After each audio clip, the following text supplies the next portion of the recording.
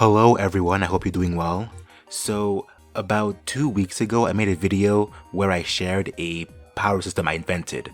And the basic idea was, in this world, the power system was shared amongst everyone else. So anyone has the power to give or receive the power system, which in this case was elemental powers. And I always thought this idea of sharing power was very fascinating due to how it adds a brand new layer of strategy to the narrative. And I was thinking of other ways this principle could be added to brand new power systems.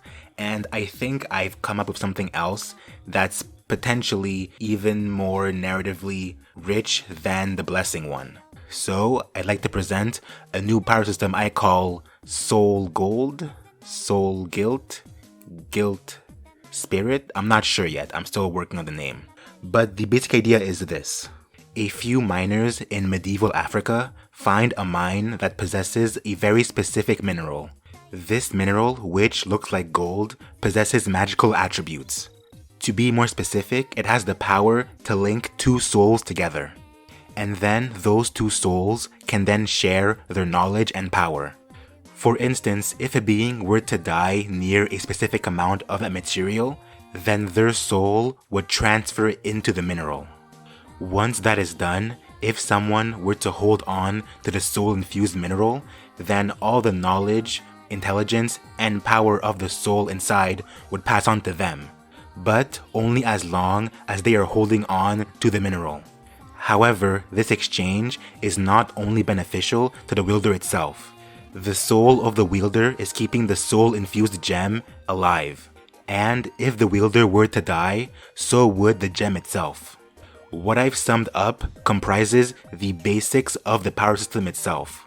And while I'm here, I might as well give a glimpse into the extent and limitations of this power system. First, let's begin with the extent. So, the inhabitants of this fantasy medieval Africa can hold the power of any other living being who has a soul. This mainly comprises people, animals, and plants. What this means is anyone can have the speed of a jaguar, the physical strength of a tiger, or even be able to fly like a bird. The animal kingdom is jam-packed with animals that many people consider them being born with superpowers. And getting to explore those abilities through humans would make for some truly amazing spectacle. Moreover, someone can possess the soul of a plant and gain all of their abilities. So, for example, if you were to get the soul of a mushroom, you might gain poison powers. You could always gain the soul of someone who has passed away, and the main advantage of this exchange is that you gain the entire knowledge of their past life. Now, of course, there are limitations to this power system. The main one being soul corruption. So when you bond, the other soul might try to take over your body. If you possess enough will, you can fight back against it. However, depending on the soul itself, it can be harder. So for example, the easiest soul to control are plants, the second hardest are animals, and the most difficult are humans. Most people are strong-willed enough to fight back against it. However, some struggle with it, and those who struggle begin to see their bodies begin to transform and resemble the soul they've bonded to. For example, if someone were to become corrupted by the soul of a jaguar, then they might begin to start growing fur. And it is due to soul corruption that no rational person would try to bond with more than one soul, because trying to bond with several souls is possible. However, you would then need to fight back against all of those souls put together, which is much harder. This next detail might be a bit more irrelevant and one I have not completely fleshed out. However, I do want it to be a specific amount of material you need to actually bond with someone. You can't just get a small gram of the material and then go bonding.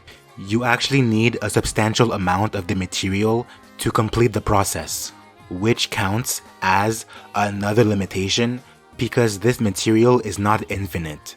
There exists only a small amount and they are in high demand. This brings us to our final point, which is the ways in which this gold is going to be fashioned into everyday life. So as I've said, I want this story to take place in medieval Africa. So when it comes to the ways in which the gold is going to be distributed and formed, it's going to resemble a lot of ancient African artifacts, such as amulets, tribal clothing, armor, weapons, and specific objects. I know that sounds really vague, however, I would like to clarify and expand on these ideas in future videos, essentially turning this into another world building series, which I know I already have like a lot of them, but what can I say, I just really enjoy making them, and if you enjoy this idea, let me know in the comments and I'll make more. Oh, and also, let me know what I should name this power system. Thanks for watching.